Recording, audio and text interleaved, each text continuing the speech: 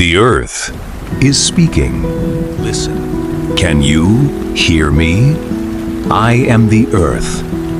For years I have given you clean air, fresh water, and life. But every day, my forests disappear. My rivers are polluted. My wildlife is losing its home. The floods, the droughts, and the rising temperatures are warning signs. Nature is crying out for help. Plant one tree. Reduce plastic waste. Recycle. Protect wildlife. Small actions today create a better tomorrow.